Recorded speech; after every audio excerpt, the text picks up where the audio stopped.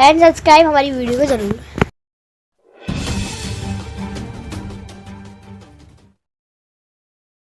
चर्चा करने के बाद लगभग 30 बड़े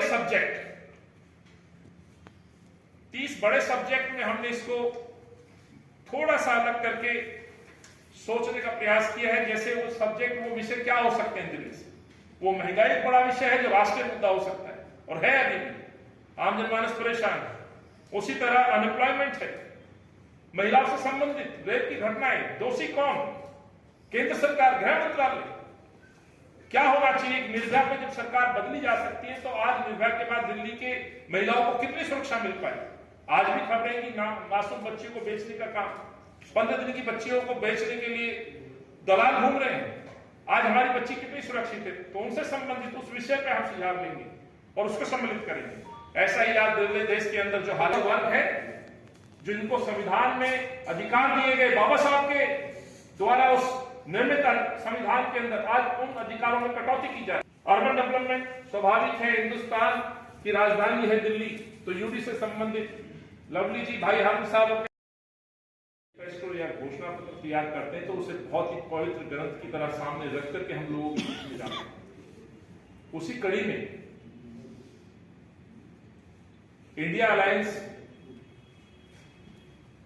अपने वादे, अपनी घोषणाएं देश की जनता के सामने रखेंगे, लेकिन कांग्रेस पार्टी की तरफ से हर प्रदेश में एक कमेटी बनाई गई है जिसका गठन किया गया और उसी के तहत दिल्ली के अंदर ये जिम्मेवारी मुझे आदरणीय हमारे राष्ट्रीय अध्यक्ष मल्लिकार्जुन खड़गे साहब, आदरणीय राहुल जी, केसी वेणुगोपाल साहब, वो दोनों नेता मेरे जो मंच पर बैठे हैं, उन्हें इस विश्वास के साथ कि दिल्ली की जो दिक्कतें हैं, परेशानियां हैं और दिल्ली की परेशानियों में जो केंद्र का रोल है,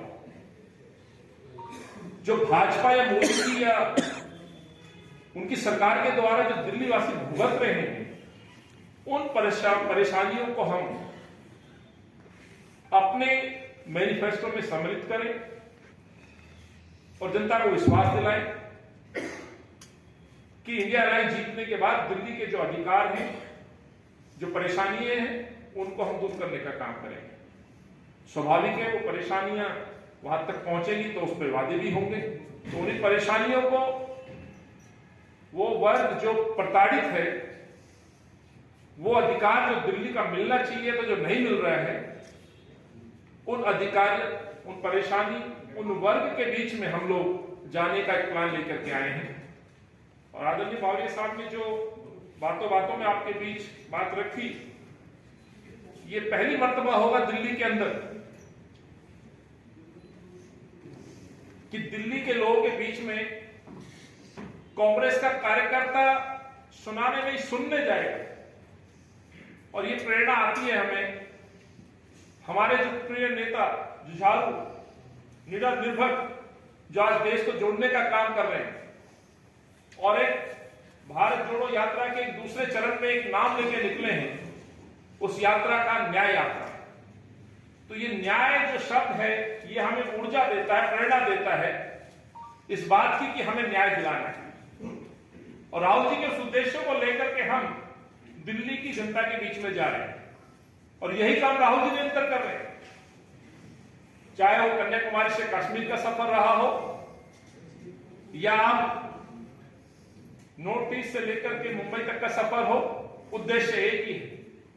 हिंदुस्तान के युवक, हिंदुस्तान की महिलाएं, हिंदुस्तान के बेरोजगार युवा, हिंदुस्तान का किसान, औद्योगिक इकाइयां, हिंदुस्तान की जल, जमीन, जंगल से संबंधित विषय, उनके दर्द दुख को समझना और इस सरकार को जगाना और इस सरकार को इस तानाशाही रवैया के खिलाफ आंदोलन खड़ा करना, मुझे लगता है राहुल जी के इस मिशन से हमें ऊर्जा मिलती है। और इसलिए मुझे कहते बड़ा गर्व महसूस होता है कि दिल्ली कांग्रेस कमेटी, दिल्ली कांग्रेस की मैनिफेस्टो कमेटी दिल्ली की जनता के बीच में जाएगी और राहुल जी के इस न्याय शब्द के साथ दिल्ली का न्याय संकल्प पत्र हम तैयार करेंगे। ये संकल्प पत्र, न्याय संकल्प पत्र लगभग दिल्ली से संबंधित जो विषय है, जिसको हमने अपने तमाम साथियों के साथ बैठक में अभी भी हमने चर्चा की है नीचे, उससे पहले सुभाष चोपड़ा जी अलग अलग साथियों से हम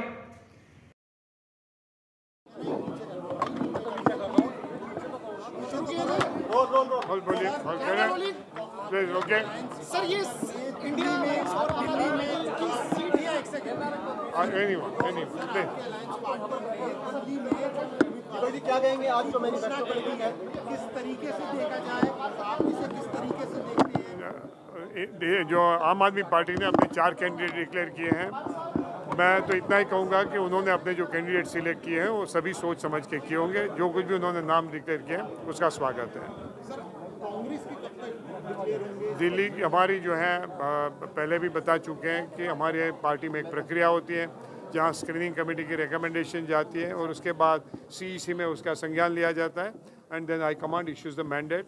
एक प्रक्रिया है, हमारा वरिष्ठ नेतृत्व है, यात्रा में भी बिजी है, मगर उम्मीद रखता हूँ कि फर्स्ट वीक तक ये हो जाना चाहिए।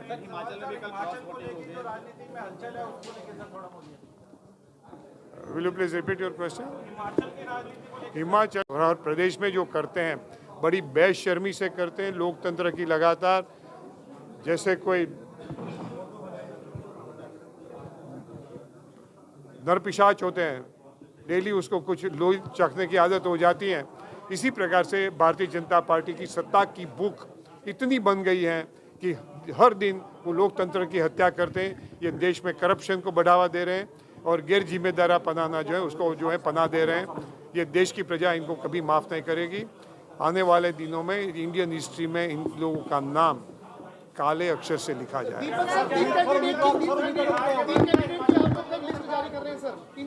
मैं आपसे बता रहा हूँ, पहले भी बताया कि मार्च के प्रथम सप्ताह तक उम्मीद है कि हो जाएगी।